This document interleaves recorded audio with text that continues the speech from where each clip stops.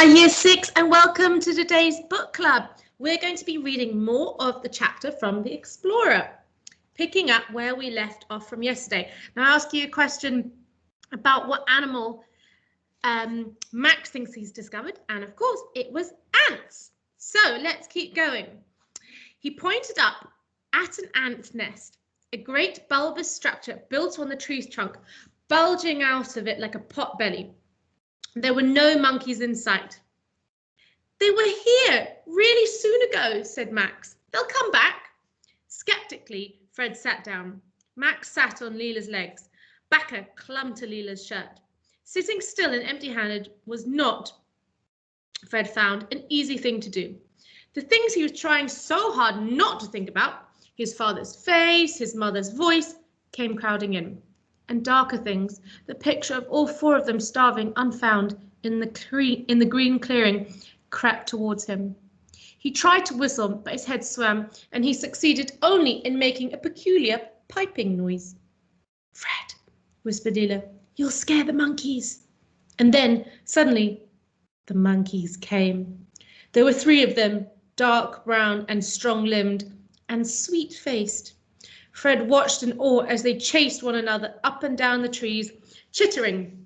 They whirliggled around the trees, flicking their tails, and then the largest of the monkeys, a mother with a baby hanging from her neck, laid her paws on the ant nest. The ants swarmed over the monkey's paws and up her arms until her fur was black with them. Then, fast, before the ants could bite, the monkey rubbed her paws together. Con touched Fred's sleeve. Is she killing the ants? Fred watched the monkey lower her nose to her paws and sniff deeply. Is it like a perfume or a sort of drug? She said. Suddenly, all 3 monkeys, as if at a signal, turned and leapt across the trees. Let's follow them, said Leela. It isn't easy to keep pace with monkeys if you don't happen to be one yourself, and if you haven't eaten properly for 4 days. They were all 4 weak, and Leela's hands were shaking. Con turned pale as they jogged, after the monkeys' disappearing backs. The monkeys leapt into the branches of the great spreading rubber trees and halted. Bees, said Max, in a self-satisfied voice. I told you. Far above their heads, so far it was blurred with distance, was a beehive. It was enormous, encased in a grey layer of resin, and the buzzing was astonishingly loud. Honey ran down the side of the tree. Leela's eyes widened. They held Bacca more tightly.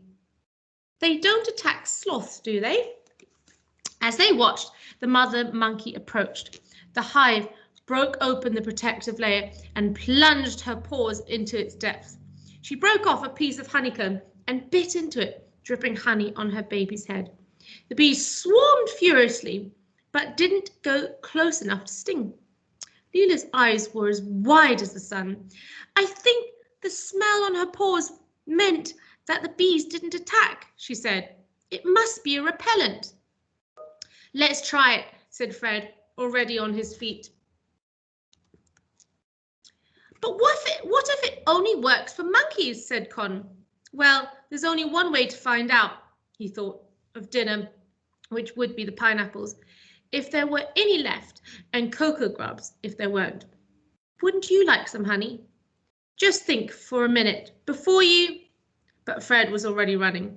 He wound his way back to the ant's nest and waited, panting for the others to catch up, and he laid his hands on his side. The ants swarmed onto his fingers, knuckles, and wrists. It was like wearing a pair of black gloves. They tickle, he said. The ants were so small, it was like being covered in full stops. Now you rub your hands, ordered Max. Quick, quickly, like the monkeys. A few of the ants swarmed up Fred's arms all the way to his chin, but they didn't seem disposed to bite.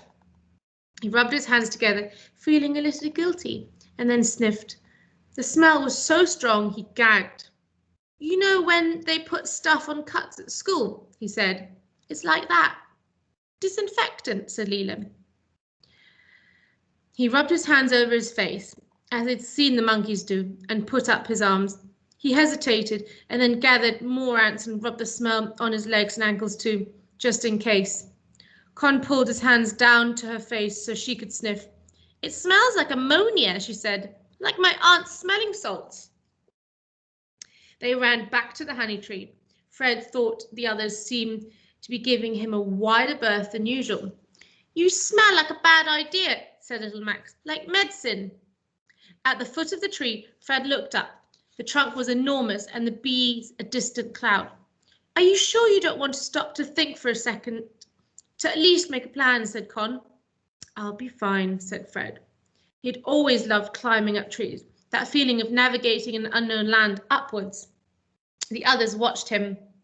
Leela was with expectant eyes, Con with one eyebrow and her upper lip raised, Max with his finger in his nose.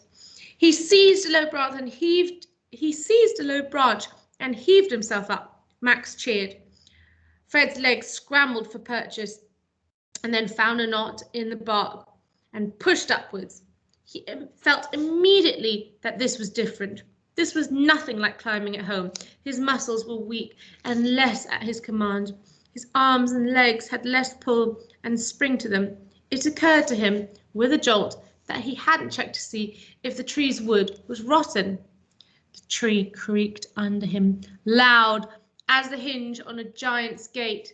Damn, he whispered quietly. And there, we're going to be left on a cliffhanger, and we're going to read the rest tomorrow. Bye, Year 6.